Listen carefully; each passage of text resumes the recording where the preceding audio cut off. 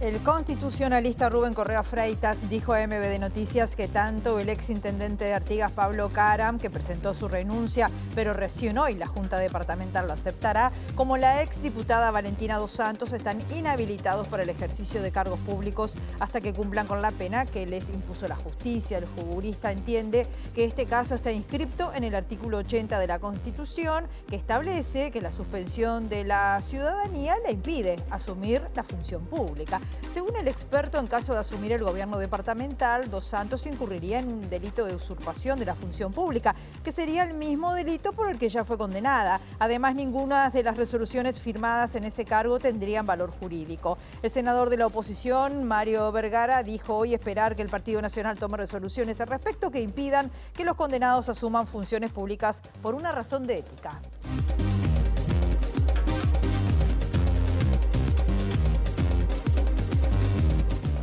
¿Cómo están? Bienvenidas y bienvenidos a MBD Noticias. Comenzamos con información con 11 grados a esta hora aquí en Montevideo, en una jornada que va a seguir con el cielo nuboso, cubierto, con probables precipitaciones escasas, aisladas, vientos soplando del sureste entre 20 a 40 kilómetros por hora, con rachas de 50 y una máxima anunciada nada más que de 13 grados. Viendo como siempre las cámaras del Centro de Gestión de Movilidad de la Intendencia de Montevideo, en Guaná, entre Eduardo Acevedo y Jackson, hay trabajo hormigonado hasta las 5 de la tarde, Ituzaingó entre 25 de mayo y Cerrito de saneamiento, obras de saneamiento hasta las 4 de la tarde. Quijote desde Martínez hasta Sancho Panza hasta las 4 de la tarde va a estar trabajando una grúa.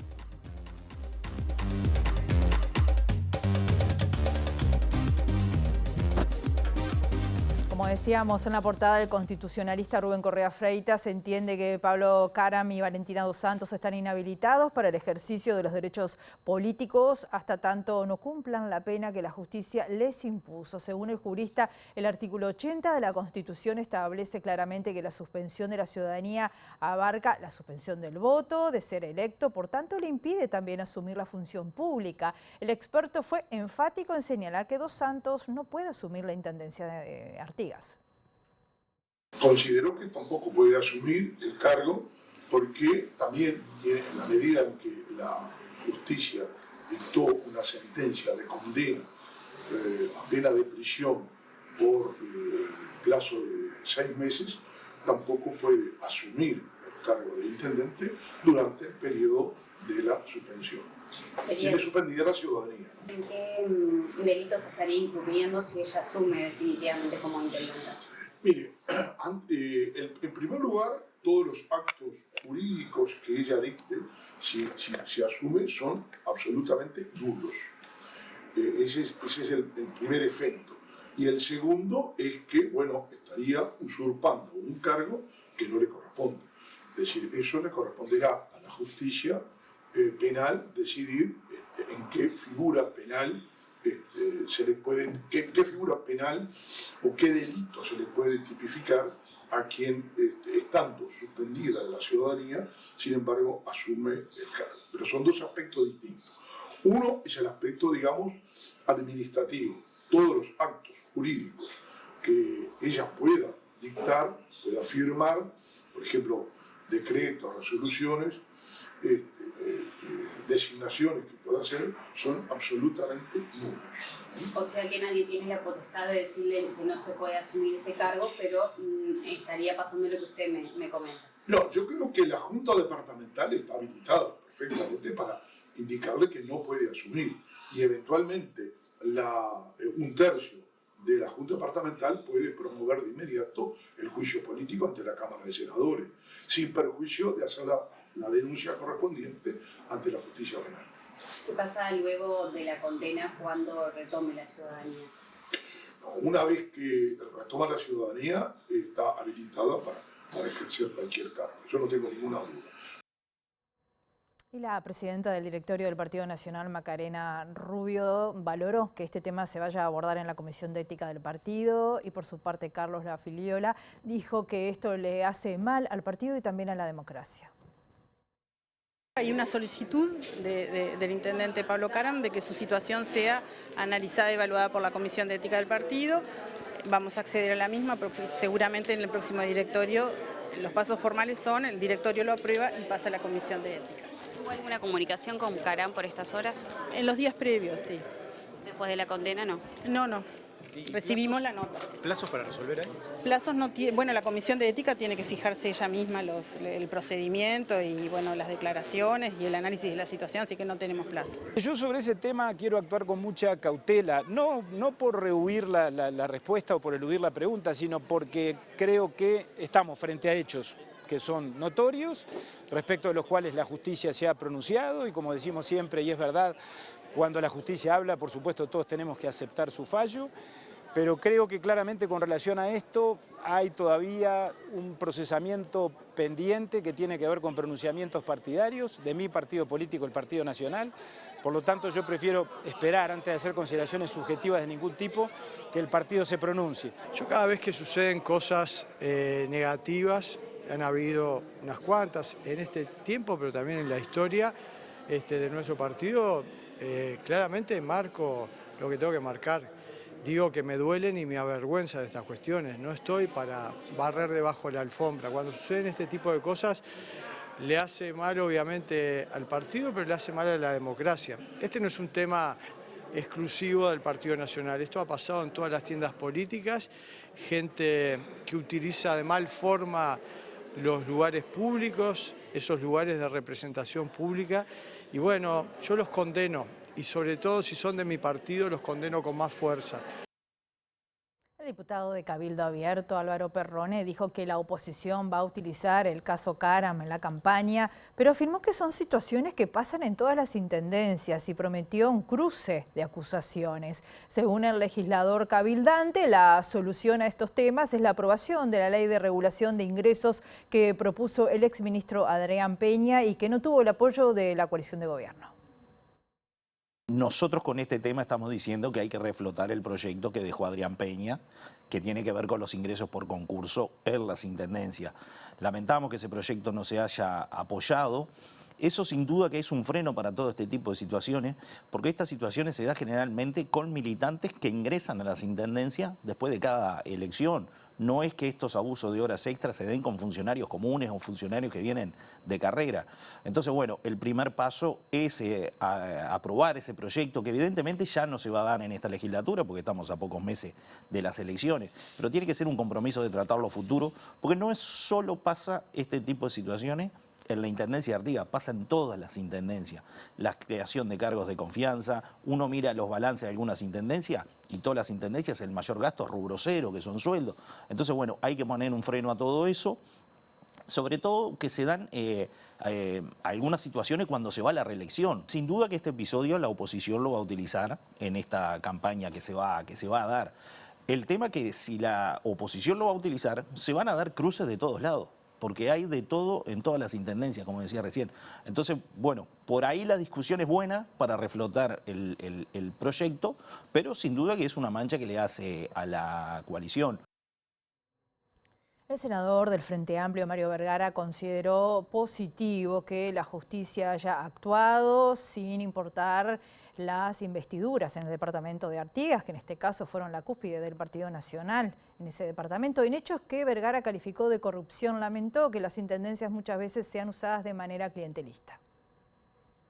En primer lugar, siempre hay que ver el medio vaso lleno. La justicia está actuando y, bueno, sin importar las investiduras de cada persona, bueno, creo que ha dado una buena señal en la medida en que se condenan jerarcas importantes, en este caso del Partido Nacional en el departamento de Artigas, la cúspide del Partido Nacional en el departamento de Artigas.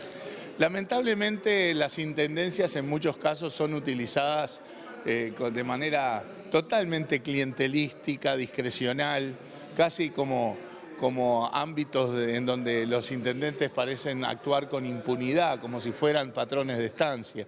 Bueno, cuando estas cosas salen a la luz, más nos reafirma, en primer lugar, que hay que combatir la corrupción, porque hay que decirlo con todas las letras, la corrupción en todos los organismos de gobierno. Hay que apuntar y trabajar para que la justicia actúe en esos casos y también trabajar y actuar para mitigar la posibilidad de trabajar de esa manera. Y por eso es que la legislación debe incorporar reglas de actuación, en particular en las intendencias, como se intentó hace un tiempo y fue bloqueado justamente en el Parlamento por el Partido Nacional, de que al menos los ingresos a las intendencias se hagan por concurso y por sorteo. Más allá que los constitucionalistas consideran que los condenados están inhabilitados para cargos políticos, Vergara dijo esperar que el Partido Nacional tome decisiones en ese sentido por razones éticas. La situación financiera del CASMU sigue preocupando muchísimo a trabajadoras, trabajadores y también obviamente a los usuarios. Vamos a hablar de este tema con nuestra periodista Juliana Perdomo, que tiene una entrevista para aportar al respecto. Bienvenida, buen mediodía, Juliana, adelante. Así es, Rosina, buen mediodía para todos. Continuamos hablando de la situación económica de CASMU porque generó diferencias en la directiva. En las últimas horas se emitió un comunicado responsabilizando a los representantes médicos unidos de la directiva y se rechaza la gestión autoritaria. También se reivindica el diálogo con trabajadores médicos y no médicos. Y estamos con Óscar Acuña, él es integrante de la lista CASMU, el CASMU que queremos y también capitalizador de la directiva. Muchas gracias por estos minutos. Bueno, Óscar, se emite este comunicado. ¿Cuál es la posición de ustedes? Nosotros tenemos una larga lucha con esta mayoría de la directiva que ha implicado, entre otras cosas, la expulsión de un compañero nuestro que encabezaba la lista. Esa expulsión fue motivada fundamentalmente por el pedido de información completa y de buena calidad que nos permitiera participar en la conducción de la empresa. Eso no ocurrió, seguimos con el mismo espíritu oscurantista. Estamos abriendo una oportunidad. El martes próximo pasado se dio una asamblea de médicos capitalizadores y por primera vez en esta gestión logramos que la mayoría de la directiva no tuviera las mayorías necesarias para aprobar una moción con la cual nosotros no estamos de acuerdo.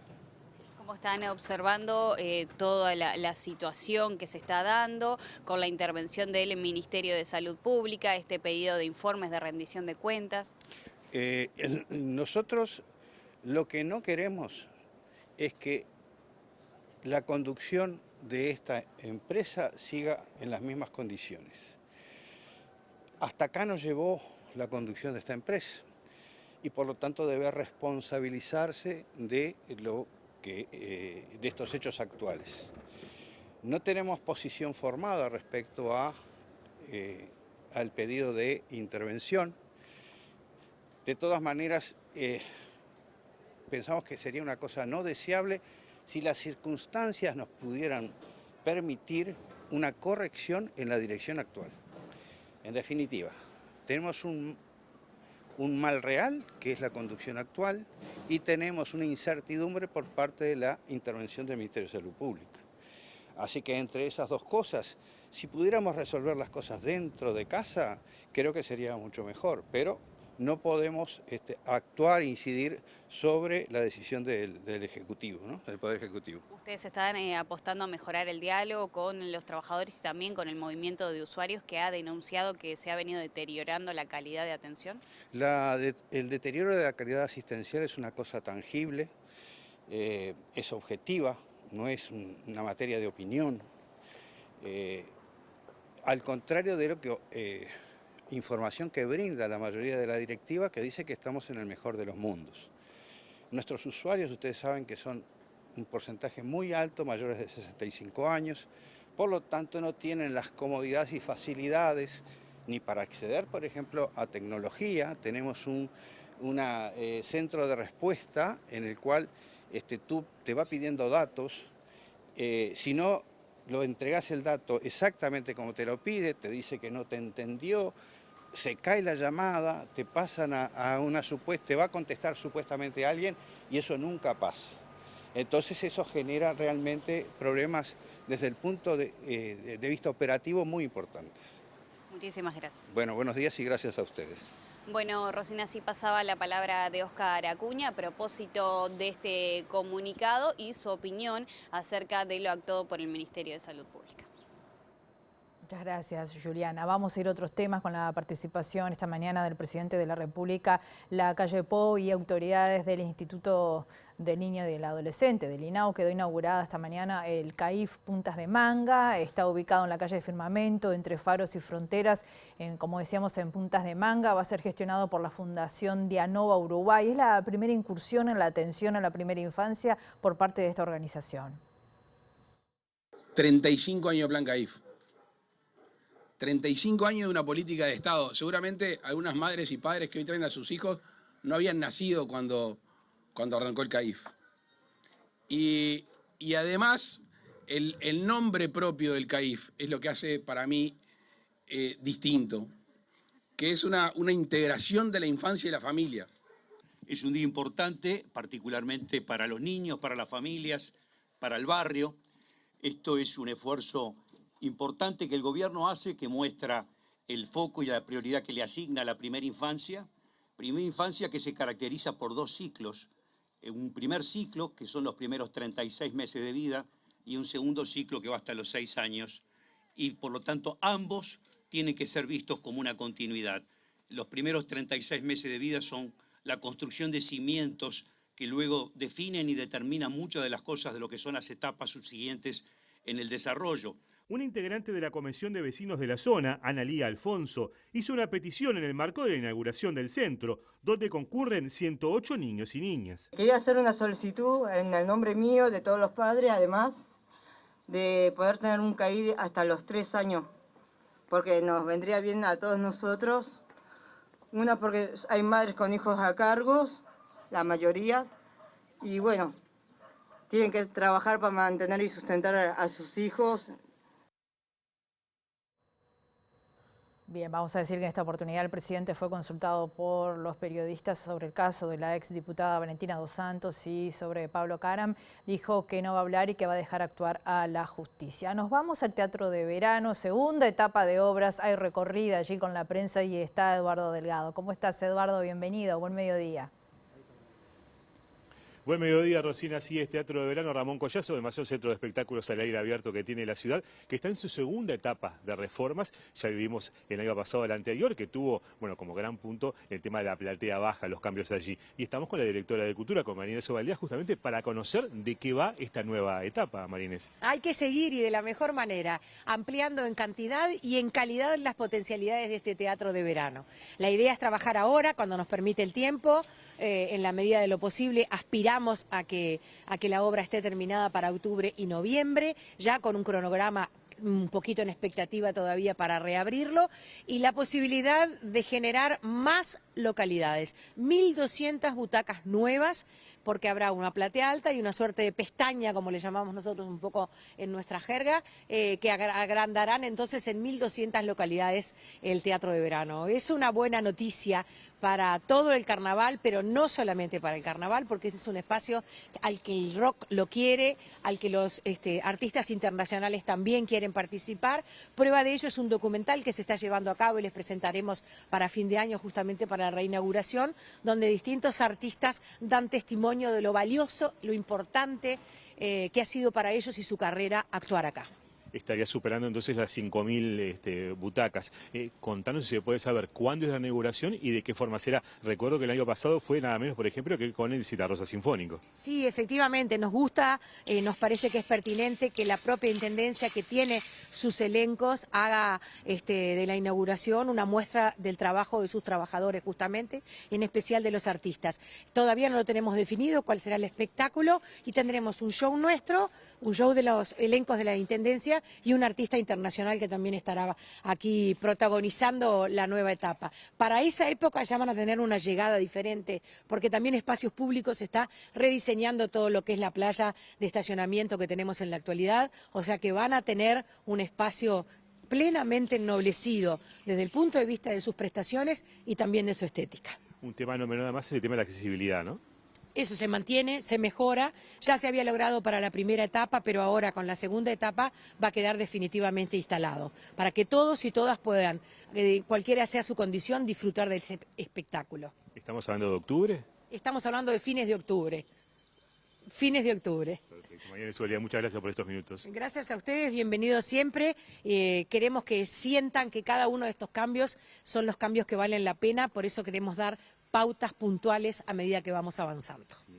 Rosina, fines de octubre, entonces lo dijo María Sobalía, retorna a la actividad en el Teatro de Verano con un show nacional y otro internacional. Muchas gracias, Eduardo.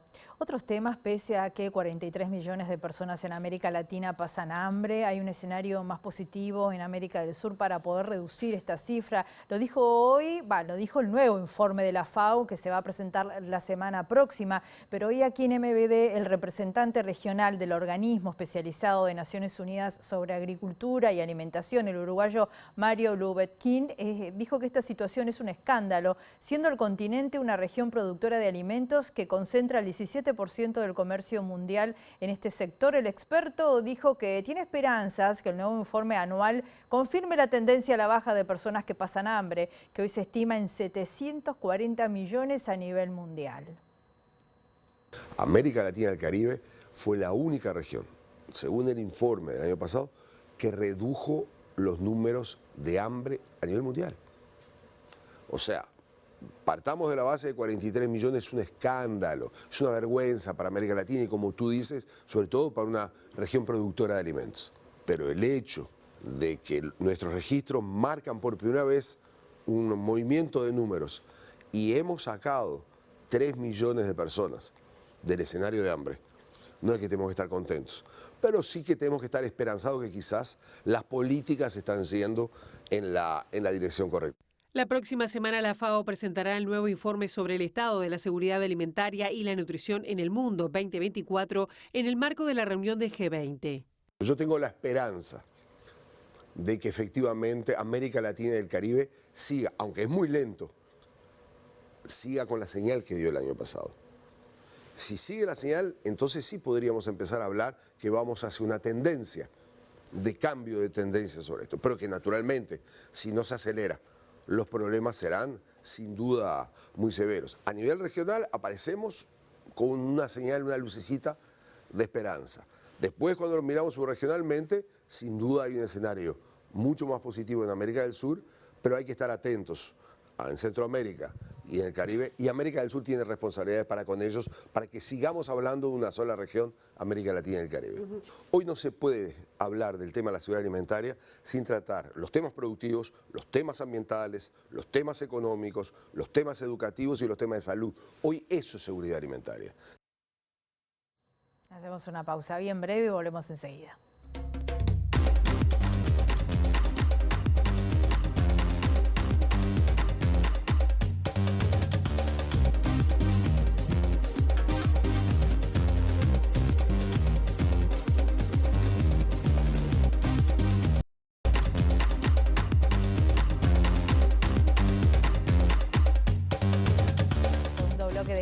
Noticias, continuamos con la información con 11 grados aquí en la capital y les contamos que 305 personas se realizaron un trasplante hepático en los últimos 15 años. Uruguay tiene un promedio de 20 trasplantes de este órgano por año. Hoy el Ministerio de Salud Pública celebró justamente los 15 años del Programa Nacional de Trasplante Hepático y en ese marco la ministra de Salud Pública, Karina Rando, agradeció al gobierno de Tabaré Vázquez por haberlo puesto en práctica. Victoria Mainardi, integrante del programa, dijo que 2020 fue el año que más trasplantes hepáticos se realizaron aquí en nuestro país, a pesar de la pandemia. La doctora Victoria Mainardi, integrante del Programa Nacional de Trasplante Hepático, dijo que el promedio de edad de las personas trasplantadas es de 47 años, predominan pacientes hombres y la mayoría proviene del sector privado. Se han llevado a cabo, como ya dijimos, 305 trasplantes hepáticos, de los cuales 14 han sido trasplantes hepatorrenales. Ahí tienen el número de trasplante por año. No tengo señalador, pero el 2009 y el 2024 son 2 semestres, por eso el número es menor. El promedio anual es de 20 trasplantes por año y esto equivale a una tasa de 6 trasplantes por millón de habitantes. Me gustaría destacar que, como pueden ver ahí, en el año 2020 fue el máximo número de trasplantes, que se hicieron 26, o sea, en el año de la pandemia, donde en la región y en el mundo la actividad trasplantológica disminuyó, en nuestro centro no solo se mantuvo, sino que tuvimos valores históricos. En cuanto a la procedencia de las personas trasplantadas, vemos que hay una predominancia del sector privado sobre el público de 63% versus 37%. La distribución Montevideo Interior está prácticamente pareja. Existe, no se puede quedar ahí la presentación. Existe un predominio, del sexo masculino. Se ve que en el cambio de la presentación quedó mal ahí. Con un 59%, y en cuanto a la edad promedio es de 47 años, con un rango que va de 14 a 70. Seguimos hablando de salud porque el sindicato de SAME concurrió a la Comisión de Salud Pública y Asistencia Social de la Cámara de Diputados. Allí denunciaron que las autoridades de ACE les informaron sobre la apertura de 4 bases nuevas en Canelones, pero aseguran que no hay presupuesto asignado, lo que va a generar tercerizaciones o huecos en las bases actuales. Hoy en día contamos con 35 ambulancias a nivel nacional, de las cuales 10 de ellas son tercerizadas, no cumpliendo muchas veces con las necesidades del trabajo, como implica la asistencia en urgencias y emergencias. Y ponemos una cuestión fundamental, que es la inauguración de 4 bases nuevas en el departamento de Canelones, que no están incluidas en el presupuesto, lo cual va a generar más tercerizaciones y seguir desarticulando el departamento de Montevideo para cumplir las expectativas en otros departamentos. No puede ser apuntándose a la precarización del trabajo, que no puede ser abriendo una base nueva como se abrió la 18 de mayo en la localidad de Canelones, sin móvil, trasladando un móvil de Montevideo, saliendo en los medios, cortando la cinta y fundando una base nueva con un móvil nuevo, que eso nunca existió. Y a los días posteriores quedamos sin móvil ahí. Y hasta el día de hoy no tenemos ambulancia en la base 18 de mayo. Entonces, esas cuestiones son las que nosotros como trabajadores queremos empezar a denunciar y a decirlas, porque atentan directamente contra la asistencia y la calidad del servicio. MBD Noticias se contactó con Juan Antonio Rodríguez, director del SAME, que señaló que en primera instancia la falta de ambulancias en la nueva base de 18 de mayo en Canelones se debió a un problema que ya fue resuelto. Con respecto a las futuras nuevas bases, dijo que el reparto de ambulancias se debe a cambios estratégicos y que aunque el número de ambulancias no aumenta, se decidió distribuirlas de manera diferente. Agregó que la demanda total del territorio se va a cubrir, ya que se hizo para cada base un estudio específico de las áreas de influencia. Y en esa misma instancia, Cristian Scarrone, como vocero del sindicato, relató el sentimiento que tienen respecto a la seguridad en las calles. Explicó que en los casos de emergencia y urgencia siempre concurren a la atención. Como trabajadores, nosotros nos cuidamos a través del protocolo, nosotros implementamos el protocolo para asegurar la asistencia, pero sí vemos que muchas veces, más allá de aplicarlo, y más allá de tratar de cuidarnos con ese protocolo, viene quedando corto. El sentir de los trabajadores de la salud es que estamos desprotegidos en la calle. Y es un tema que tenemos que empezar a trabajar y es un tema que tenemos que empezar a abrir las negociaciones. Nosotros a la semana anterior ya mandamos un correo a la CONCEPAE para que se empiece a abrir el ámbito de negociación, el ámbito de diálogo y podamos generar medidas que a la hora de trabajar se pueda trabajar tranquilo, como trabaja cualquier trabajador de distintas profesiones, porque no tenemos que olvidar que nosotros llegamos a todos los rincones del país, a todos los rincones de Montevideo, a cada usuario, pero somos trabajadores como cualquier otro y nos merecemos trabajar de una forma digna y segura.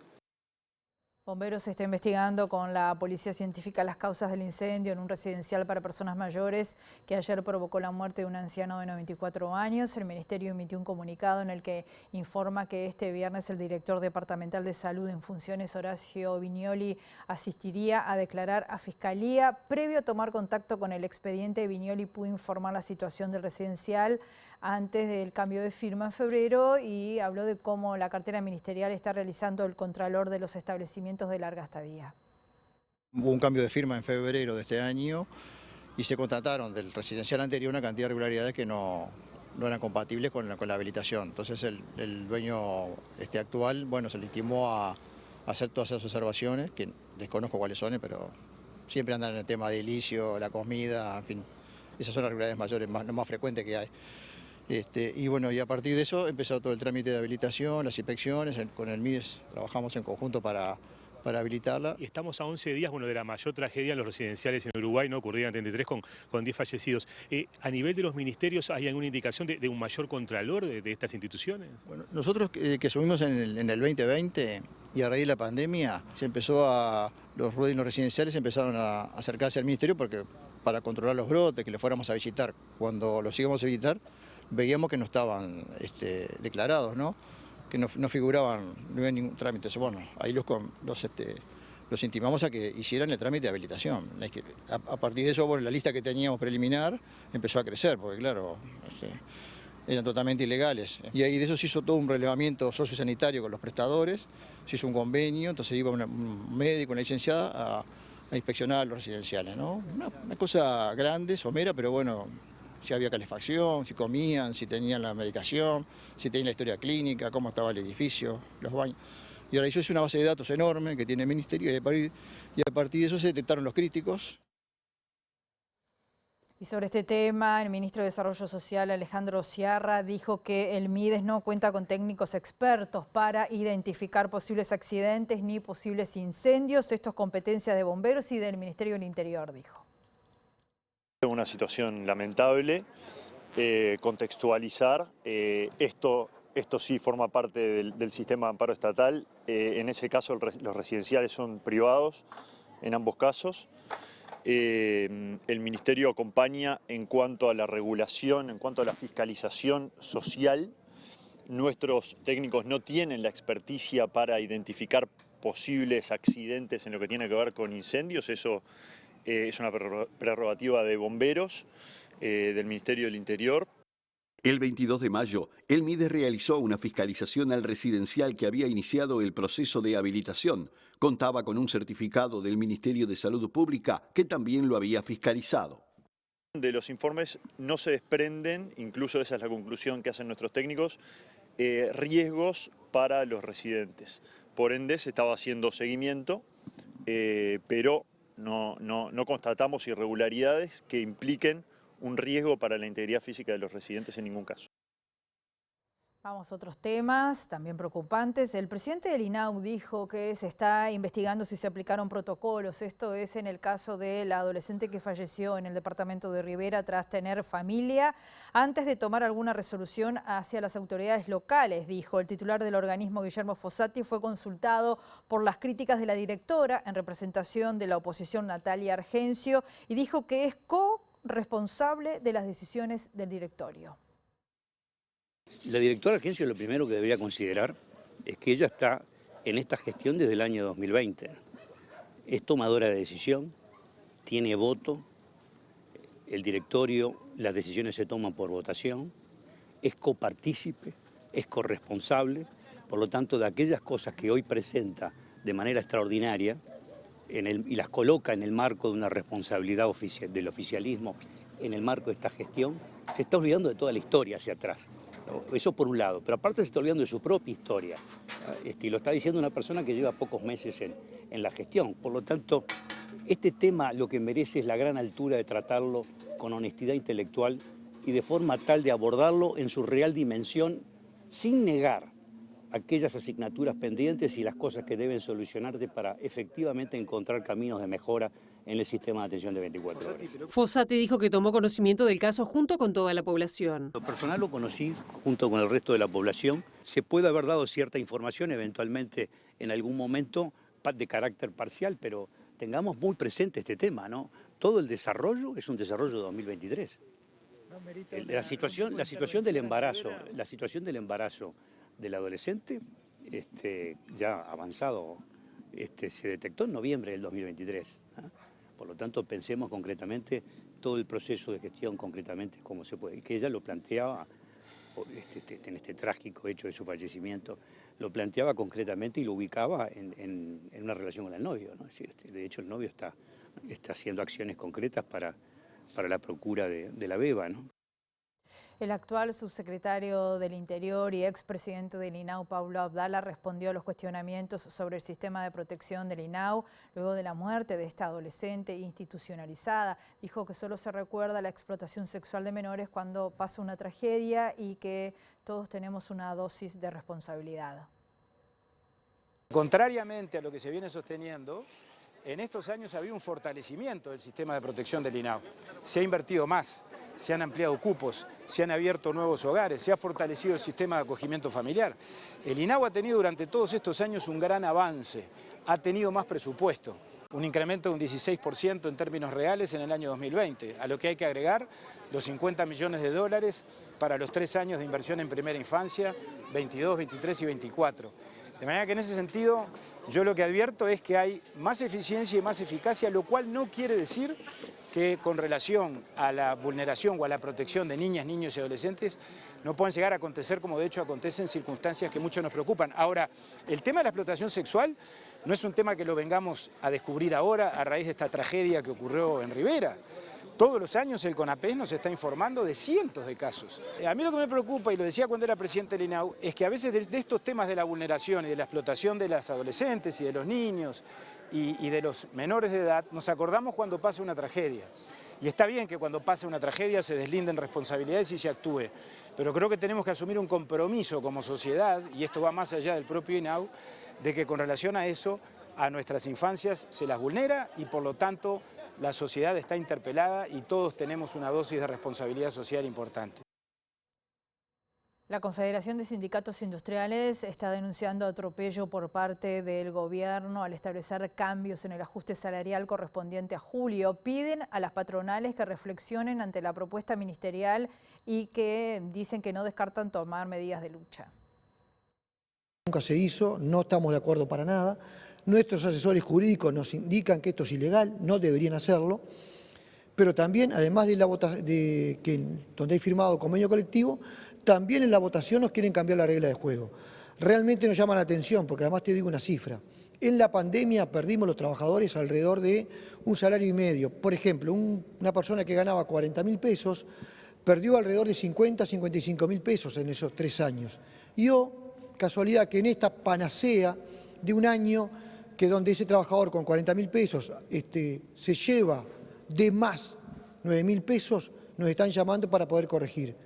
Con el discurso inclusive del ex ministro Mieres, que este gobierno había brindado aumentos salarios reales, etcétera, etcétera.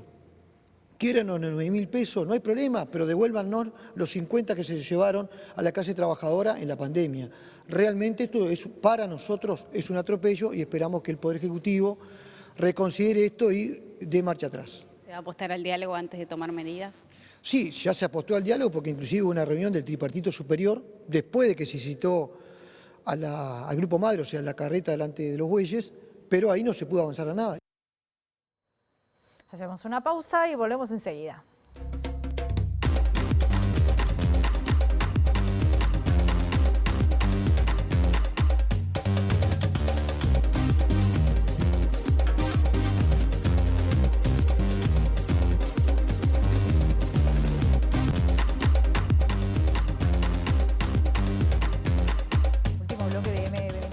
Continuamos con la información. Les contamos que Roberto Polaco Goyeneche, Las Formas de la Noche, es un documental sobre una de las últimas leyendas del tango argentino que supo también conquistar a un amplio público y que se estrena mañana acá en Uruguay en la Sala Nelly Goitinho. La película es dirigida por Marcelo Goyeneche, que es sobrino nieto del artista director, también que realizó Las enfermeras de Evita, Por amor al arte, El largo viaje de Alejandro Bordón, entre otras películas. Y me abandoné mi corazón. Hola, ¿cómo les va? Mi nombre es Marcelo Goyeneche, soy el director de la película Roberto Polaco Goyeneche, Las Formas de la Noche. Estamos en el Cine Sodre de Montevideo. Los esperamos para que vengan a encontrarse con la historia del Polaco Goyeneche, una de las leyendas del tango y de la música popular. Hemos hecho una película con mucho amor, con mucho cariño, con mucha dedicación y fundamentalmente a partir de todo el material de archivo familiar que encontramos, donde se van a encontrar ustedes con un montón de entrevistas inéditas al Polaco, con filmaciones caseras, con fotos, con registros inéditos, donde van a poder encontrarse y reencontrarse con una figura fundamental de nuestra cultura popular, como decía, pero además con un personaje con muchas facetas poco conocidas de ese vecino de barrio, de ese gran cantor de la noche porteña, de ese gran cantante de tangos. Bueno, un polaco mágico y único que los va a esperar en el cine para contarles un poco su historia. Los espero en el cine y espero que disfruten la película.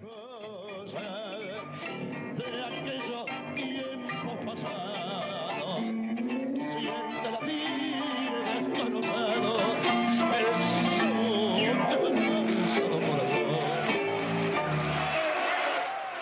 La Comisión por la Memoria de la Provincia de Buenos Aires está lanzando una campaña por estos días. Es una campaña internacional en defensa de las políticas públicas argentinas en materia de memoria y derechos humanos, que según señalan están siendo eliminadas por el gobierno de Javier Milei. La campaña está disponible para adhesión internacional en comisiónporlamemoria.org.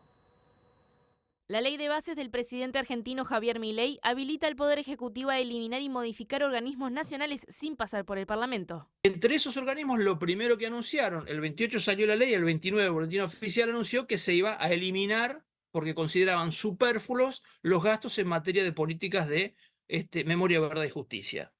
Tengamos en cuenta, eso sí salió en los medios, se divulgó mucho en los medios internacionales, una de las instituciones emblemáticas que ayudó mucho a la recuperación de hijos desaparecidos, a los nietos de las abuelas, fue la CONADI, la Comisión Nacional por el Derecho a la Identidad. Además, el gobierno destituyó a la coordinadora de la CONADI por boletín oficial. Pero además le bajó el presupuesto a la CONADI, con lo cual cuenta con menos recursos la CONADI y de carambola, digamos, de rebote, cuenta con menos recursos el Banco Nacional de Datos Genéticos. Si se elimina o si se reduce el presupuesto del Banco Nacional de Datos Genéticos, evidentemente eso va a atentar contra las políticas públicas en materia de derechos humanos. Decidió que también había que eliminar todas las instancias regulatorias internas de los ministerios que tuvieran que ver con la búsqueda de información sobre la represión interna en cada uno de los ministerios. El primero que llevó adelante esto, antes que saliera la ley de bases, o sea, hace 4 meses, fue el ministro de Defensa, Luis Petri. Si vos dentro del aparato burocrático del Estado eliminás las instancias de investigación, el Poder Judicial, los jueces no pueden pedir papeles porque no saben qué pedir. Ahora, si hay un Ministerio de Defensa que dice, tengo los legajos de tantos militares sospechados de haber... El Poder Judicial puede pedir, a ver, vamos a chequear con las causas judiciales. En ese sentido, repercute directamente en las políticas de derechos humanos las medidas de Milei.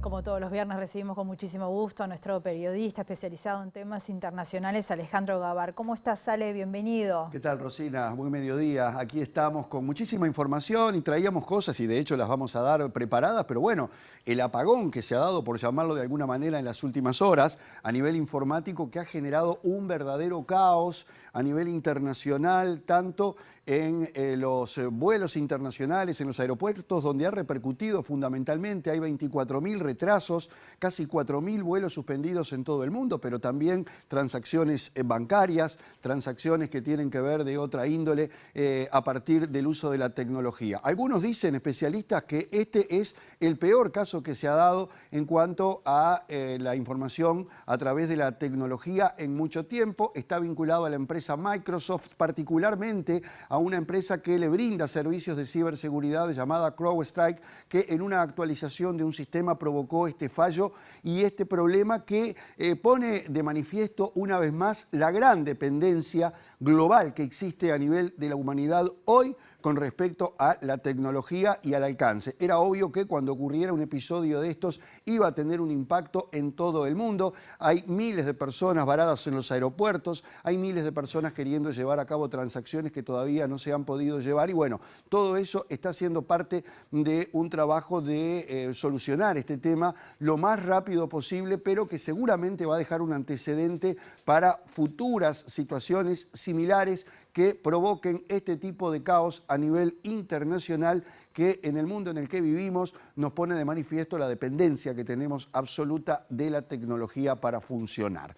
Ahora nos vamos a ir, porque esto seguramente lo vamos a estar desarrollando en el correr de la jornada para el informativo central, a lo que ha sido una semana bueno, cargada de acontecimientos a nivel de la campaña electoral de Estados Unidos, porque obviamente el otro día hablábamos de lo que venía siendo la campaña, después se produjo el fin de semana pasado el atentado contra Donald Trump, con todos los detalles que ustedes ya conocen, y entonces esta semana, a pesar de ello, se dio la convención republicana que se había anunciado en Milwaukee, donde finalmente, tal como se preveía, Donald Trump quedó ungido como candidato a la presidencia por los republicanos, a donde llegó fortalecido, no solamente por el desenlace que tuvo el episodio, sino porque esto le ha ganado el apoyo de muchísima gente y que además ha marcado ya la carrera hacia noviembre, porque incluso el expresidente Donald Trump ya ha nombrado a James David Vance como su candidato a la vicepresidencia, un senador del estado de Ohio, joven, conservador, que en su momento se opuso dentro del Partido Republicano a Donald Trump, pero que ahora lo acompaña en todas sus propuestas. Hizo un discurso muy cargado particularmente contra los migrantes, tal cual es su estilo, y donde ha demostrado, a pesar de las circunstancias que atravesó, que ha salido fortalecido, no solamente porque se ha salvado, sino porque muchos lo han interpretado como una verdadera señal. Una señal ante una situación dramática que vive el Partido Demócrata. Por estas horas, los familiares de Joe Biden están viendo cuál es la mejor manera de que dé un paso al costado. Todo hace prever que este fin de semana puede haber novedades con respecto a si se baja o no de la candidatura, que sigue siendo la gran discusión. Lo hablábamos la semana pasada. Esta semana eso se incrementó, no solamente porque aumentó la intención de voto hacia Donald Trump, sino porque los gafes y errores del presidente de los Estados Unidos se repiten sin solución de continuidad, confundiendo nombres, teniendo movimientos realmente muy confusos, pero sobre todo desde que ya existe desde hace mucho tiempo un verdadero trabajo por parte del Partido Demócrata para ver quién va a sustituirlo en ese caso. Se habla de que están preparando de apuro a Kamala Harris, la vicepresidenta, que también la confundió Trump en su momento en el discurso que brindó hace unos días. Todo esto se suma además a las voces que desde dentro del Partido Demócrata piden que dé un paso al costado. Los aportantes de Wall Street al Partido Demócrata ya han dicho que no van a poner más dinero para una campaña con un hombre que no se sabe si mañana va a poder hablar. Además se agarró COVID-19. Tenía esta semana instancias muy importantes y está en su casa en Delaware esperando ¿qué? Este fin de semana, donde probablemente se anuncie que va a dar un paso al costado y el Partido Demócrata se enfrentaría a una situación realmente muy compleja para ganarle a Donald Trump. Eso también genera preocupaciones a nivel internacional, donde se está esperando y aguardando cuál va a ser el desenlace de las elecciones de Estados Unidos. Se sabe que para Europa, para la OTAN, en plena crisis, en plena guerra, no es lo mismo que gane Biden a que gane Donald Trump. Eso podría cambiar el escenario de la situación europea con respecto a la guerra, pero también en todo el mundo, por el rol que cumple Estados Unidos, se aguarda con mucha expectativa lo que pueda suceder. Y antes de despedirnos, vamos a hablar de lo que dejó esta semana en materia regional con ese encuentro que mantuvieron el presidente uruguayo Lacalle Pou con Javier Milei en ocasión de la conmemoración del 30º aniversario del atentado a la AMIA en Buenos Aires. ¿Por qué? Porque la situación ya venía siendo compleja en el relacionamiento, no tan grave como otras, pero sí de cierto distanciamiento. Recordemos cuando en abril, a través de una cena en la Fundación Libertad, el presidente Lacalle contrastó con la filosofía de Milei con respecto al Estado, habló de un Estado fuerte, de la necesidad de defenderlo. Eso fue como una especie de confrontación a lo que propone Milei, pero también el otro aspecto fundamental fue la ausencia justamente de Milei en la última cumbre del Mercosur en Paraguay, donde se definen cosas importantes. Incluso se le ha mandatado a Diana Mondino, que es quien representó a la Argentina, la canciller, profundizar junto al Mercosur en la posibilidad de seguir avanzando en un tratado de libre comercio con China, más allá de que tanto Milei como Lacalle Pou han insistido en la flexibilización del bloque regional para que se pueda negociar bilateralmente. De todas maneras, Argentina está dispuesta a estar con los socios del Mercosur en ese tratado. ¿Por qué? Porque no avanza el tratado con la Unión Europea y China vuelve a ser uno de los objetivos del Mercosur. Y allí estaría Argentina, vamos a ver hasta dónde, porque recordemos que Diana Mondino ha sido un poco quien representa justamente a Javier Milei a nivel internacional, sobre todo para poner paños fríos a relaciones muy complejas como las que tiene con Brasil. Recordemos que esta semana el embajador Vitelli de Brasil en Argentina fue llamado a consultas desde Brasilia, no por ninguna situación en particular, sino para ver de qué manera se puede mejorar el relacionamiento entre ambos países, que ha sido muy difícil, sobre todo por la confrontación que ha planteado Milei con el presidente brasileño Lula da Silva. Así que los próximos días serán fundamentales para ver cómo evoluciona esto tras el encuentro que mantuvieron esta semana Milei y Lacalle, que puede dar un vuelco también un poco a la situación del Mercosur. Gracias, Ale. Claro y profundo como siempre. Nosotros nos despedimos, nos vamos a encontrar nuevamente a las 18:55 con la edición central del informativo, sino el próximo domingo a las 19 o el lunes a las 8 de la mañana. Que pasen bien, hasta luego.